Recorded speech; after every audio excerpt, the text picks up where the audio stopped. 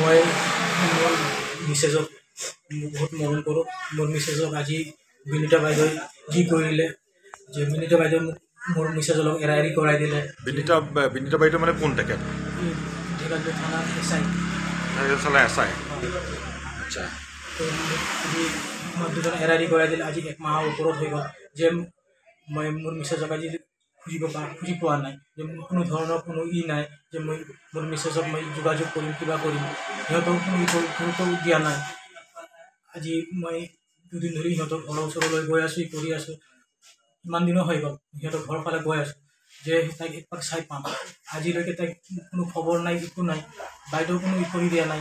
যেতিয়া বাইদেউক কিবা দৰকাৰ পৰিছিলে, বাইদেৱে ফোন কৰি ক'লে যে মোক বস্তু লৈ আহ, মোক বস্তু লৈ আহ, ছোৱালীৰ এইটো বস্তু লৈ আহ, এইটো লাগে বুলি বাইদেৱে চব বস্তু লৈ ল'লে, ডকুমেণ্টছ লৈ ল'লে, ছোৱালীৰ ডকুমেণ্টছ লৈ ল'লে, কাপোৰ লৈ ল'লে, ছোৱালী যি বস্তু চব বস্তু লৈ ল'লে।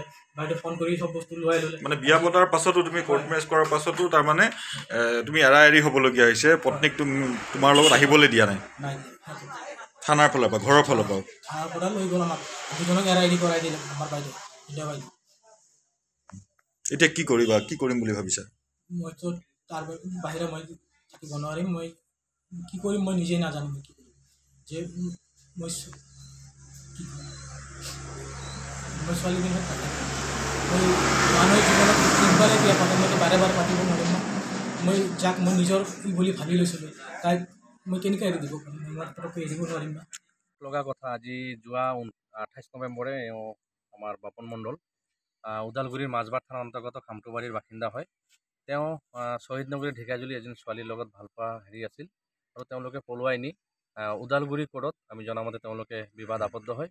কিন্তু ইয়াত কি হৈছে, আপোনাৰ 29 নৱেম্বৰ 2024 তাৰিখে তেওঁৰ ঘৰত গৈ আমাৰ আৰক্ষী চকী ঢেকাজুলিৰ এছআই বাইদেউ বিনীতা ডেকা বাইদেৱে তেওঁৰ টীম লৈ গৈ তেওঁক গালত মাৰধৰো কৰি পেলাই লৈ আহে আৰু ছোৱালী ঘৰত চমজাই দিয়ে, ল'ৰা ঘৰত চমজাই দিয়ে যে 15 দিন পিছত তোমালোকে দুই পক্ষৰ পৰিয়ালে মিলি যি বিয়াৰ ডেট ছেট ফিক্স কৰি সামাজিক যিটো নিয়ম কৰিব লাগে, আইনমতে তেওঁলোকৰ বিয়া হৈ গ'ল।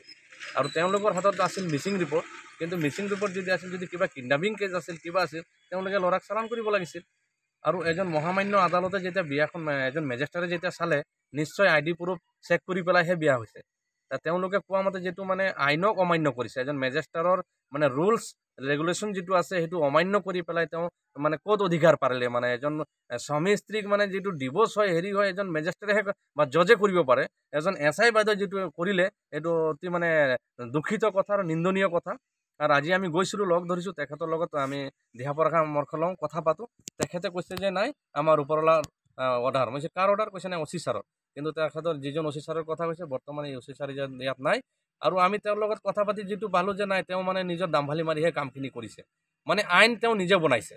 তেওঁ এইখন মই কৈছোঁ, তেওঁক মই প্ৰশ্ন কৰিছোঁ, যদি আপুনি হেৰিত কৰিছে, মিচিং ৰিপৰ্টত আনিছে, তেনে আপুনি এইটো যেতিয়া ল'ৰাজনে শ্ব' কৰিছে আপোনাৰ তাত, এইটো মেৰিজ চাৰ্টিফিকেট আছে, এইটো যেতিয়া শ্ব' কৰিছে, আপোনালোকে চাব পাৰে, এইটো যেতিয়া মেৰিজ চাৰ্টিফিকেটখন তেওঁ তাক শ্ব' কৰিছে, কিন্তু তেওঁ এইটো গুৰুত্ব দিয়া নাই। তেওঁ কি কৰিছে, তেওঁ দায়িত্ব লৈ পেলাই কৈছে ছোৱালী ঘৰত যাব, ল'ৰা ঘৰত যাব। কিন্তু আজি 1 মাহ 10 দিন হৈ গ'ল, সেই ছোৱালীৰ লগত কোনো ধৰণৰ সংযোগ সূত্ৰ নাই, তেওঁলোকে মিলাই দিয়া নাই। আজি তেওঁ কৈছে যে মই একো সহায় কৰিব নোৱাৰোঁ, কিন্তু সেইদিনা তেওঁ কিন্তু খুব ধুনীয়াকৈ আনি এৰা এৰি কৰাইছে। এই অধিকাৰটো তেওঁ ক'ত পালে? আমি শোণিতপুৰ জিলাৰ অধীক্ষকক বিনম্ৰভাৱে অনুৰোধ জনাইছোঁ, এই ঘটনাটো উচিত তদন্ত কৰি এই ব্যক্তিজনক ন্যায় বিচাৰ দিব লাগে।